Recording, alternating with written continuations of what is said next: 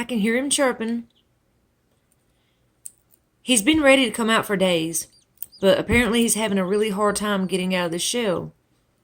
There's many reasons why that could be, but we're just going to go ahead and try to chisel him out if possible.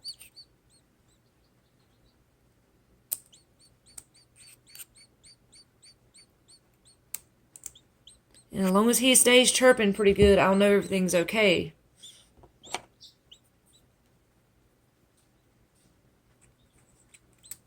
And you have to be so gentle when doing this, because if you grab a hold of them, or if you jerk them away from their egg sac or away from the eggshell, you can hurt them. So we have to be very patient, very careful.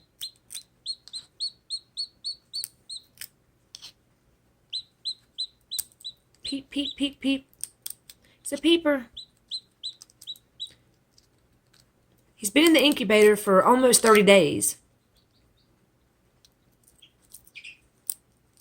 He's been chirping for about 5 or 6 days. And like I always say, try to let them come out on their own, because that's the best way. But if they have trouble, sometimes you have to help them. Okay, but see, this is what I'm always talking about in my videos. See the blood right there? They are sometimes usually connected to the eggshell. So you can't just go ripping an egg open, even if they are full term. You have to be so careful. You can see he has dried up pretty well. He's been trying to get out for a couple of days now. And he's just not had no luck. It could be that he's bound up so tight in there. It could be the little piece on his beak didn't form right to help him chisel out. It could be that he's, not that strong. A lot of different factors play into hatching eggs.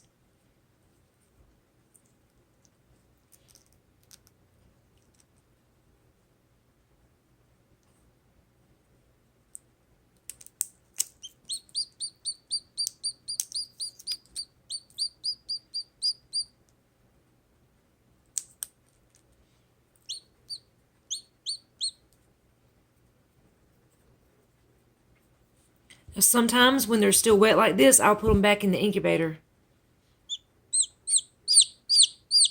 But since he's been in there so many days, I'm going to go ahead and get him out.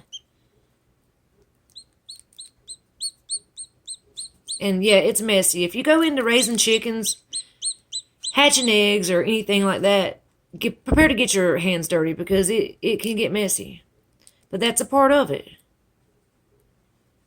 I mean, just like a mother with her baby, there's, messy times and fun times and different things. You just have to get through it. Wash your hands, move on. You are a very, very pretty chicken. Don't know what kind you are yet. Probably a Bantam. Just little claws. There we go.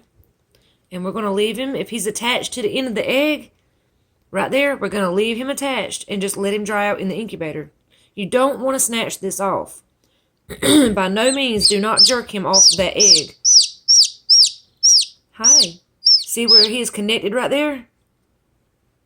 It'll come off in due time. Do not jerk it off. Let him come off of it.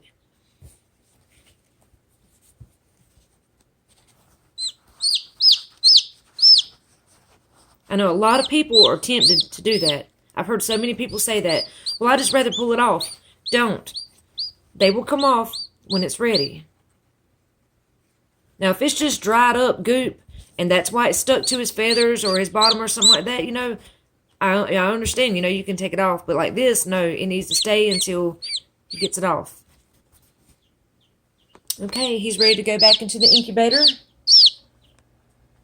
Got a lot of eggs in there. And we have the big ginormous egg over here. I'm fixing to candle it again and see what's going on. I gotta move some of these eggs out the way. Sorry guys, hang on 1 minute. Okay, so, in a few videos back, I was telling you about a little makeshift box that I make for them to lay in when they're in the incubator so they don't flip-flop around everywhere. It's just a bullet box for Remington bullets. I just take the bullets out, use the box, put a little piece of paper towel in it, lay it in the incubator, and that way he doesn't flip-flop all around in those holes and around the eggs and stuff. That way he is a lot more safer. Now the big egg that we've been talking so much about, I've got 2, 3 on it because that's when I found it. We still do not know what this egg is from. Pretty curious if it will hatch out. I hope it will. But I keep candling it and I can't see through it very well. But hopefully in 3 weeks, something will come out of it. Let's hope.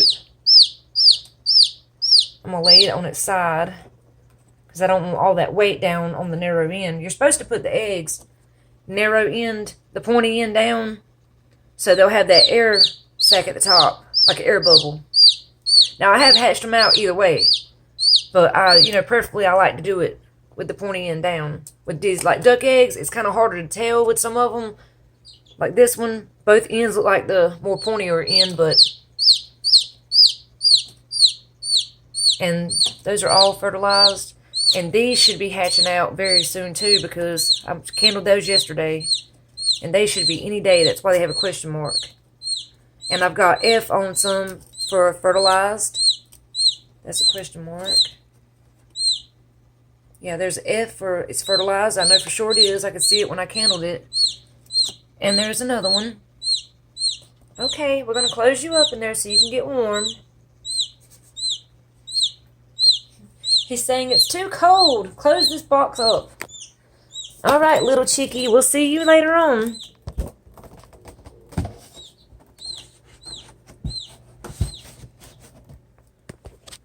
And like I said before, these incubators, you can get them at Tractor Supply.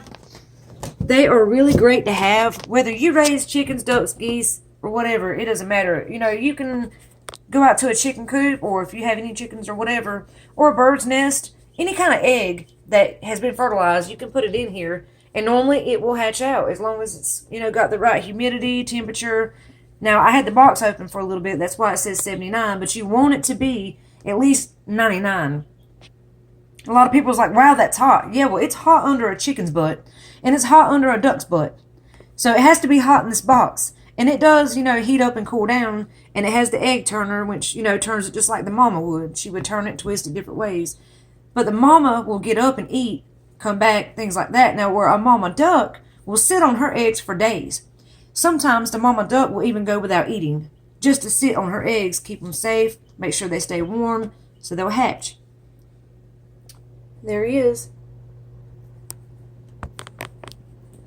So he will be in there until he dries out, probably by later on today, maybe in the morning. Here are the Bantam babies that we rescued yesterday. There was, I think, 12. I'll have to recount. And this is the one that I've been raising since it hatched out last week. Has grown a lot. I know. It's grown a whole lot. He was born last week. Doing very good. Hangs out with me a lot. He flies in and out the box as he wants. I mean, he's kind of just taken over our house like a pet, so we put the rest of them in the coop, but he's so friendly. I mean, so I'm letting him stay in the house. He needs a name. And you just poop right in the floor, huh? Yeah. Now peck your butt. Yeah. You waited till you got out the box. It's just like a pet. They wait till they get away from their area, and then they poop. All the baby bantams are doing good, though. I just hope that they all live, because with bantams, it's a little bit harder to raise them because they're smaller, they're weaker, and the mama knows exactly everything to do with her babies to take care of them. I've raised them, hundreds of times, but still. And his leg is still, he's sticking it out there. I don't know that it's hurt. I'm not sure. But he's been doing this since he got here, so I don't know if he got hurt on the farm or what. But he stretches it out like something either hurts or like he can't use it. I'm not sure. We got to change your pads, guys. Just changed it last night. We hear you.